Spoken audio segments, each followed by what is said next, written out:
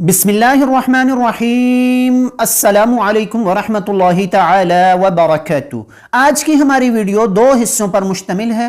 پہلے حصے میں مولانا طارق جمیل صاحب کی صحت کے حوالے سے ہم بات کریں گے، اور دوسرے حصے میں ہم ملکی حالات کو ڈسکس کریں گے کہ اس وقت ملکی حالات کیا ہیں اور پوری دنیا کے عالمی حالات اس وقت مسلمانوں کے لیے کیا ہیں اور امت مسلمہ کو اس وقت کیا کرنی چاہیے۔ مولانا طارق جمیل صاحب ایک عظیم مبلغ اور ایک عظیم دائی ہیں۔ پچھلے چند دنوں سے ان کی طبیعت خراب ہے۔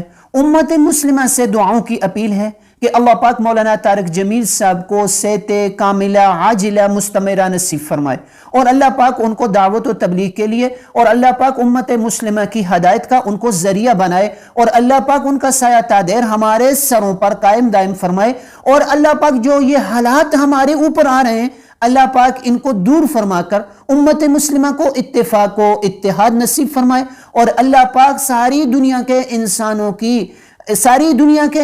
کی ہدایت کا ہمیں ذریعہ بنائے، اور ساری دنیا کے انسانوں کو اللہ پاک ہدایت نصیب فرمائے۔ اور دوسرا حصہ جو ہے، اس وقت امت مسلمہ جو ہے وہ نشانے پر ہے۔ ساری کی ساری دنیا کا کفر اس وقت امت مسلمہ کے پیچھے پڑ چکا ہے۔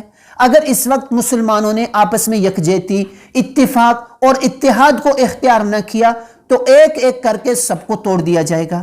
اس لیے آپ سے گزارش ہے، حکمران تو اپنے کام کو بہتر سمجھتے ہیں، امت مسلمہ میں جو عوام الناس ہیں ان سے گزارش ہے کہ وہ اپنی دعاؤں میں امت مسلمہ کو یاد کریں کہ اے اللہ، تیرے حبیب صلی اللہ علیہ وسلم کی امت اس وقت کٹ کر دسترخوان پر لگ چکی ہے، اے اللہ تو اب اس کی حفاظت فرما لے۔